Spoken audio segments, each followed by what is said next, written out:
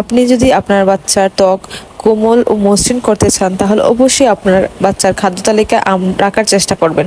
আমের মিল্কশেক, আমের জুস, এবং এই গরমে কিন্তু আপনার বাচ্চাকে আপনি দুপুরের টাইমে আম দিয়ে দুধ ভাতও মাখিয়ে দিতে পারেন। এটা কিন্তু বাচ্চার জন্য খুব স্ট্রং একটা দুপুরে হেলদি ঠান্ডা ঠান্ডা খাবার হবে।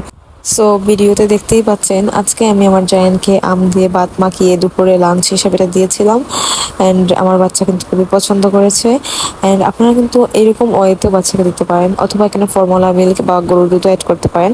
আমি এখানে জাস্ট আমটাই দিয়েছি, আম দিয়ে ভাতটা জাস্ট মাখিয়ে দিয়েছি। এটা কিন্তু বাচ্চারা পছন্দ করবে, যেটা আম খুবই মিষ্টি একটা ফল। আপনারা কিন্তু চাইলে ট্রাই করে দেখতে পারেন। এই গরমে আম কিন্তু আপনার বাচ্চার শরীরটাকে হাইড্রেট রাখতে সাহায্য করবে এবং আপনার বাচ্চার ত্বককে স্বাস্থ্যকর এবং উজ্জ্বল রাখতে সাহায্য করবে। এবং আপনার বাচ্চা যদি ঠিকমতো ওজন লাভ না করে তাহলে আমি বলবো তার ডায়েটে আম রাখতে। আম কিন্তু একটা ওজন বৃদ্ধিকারী ফুড।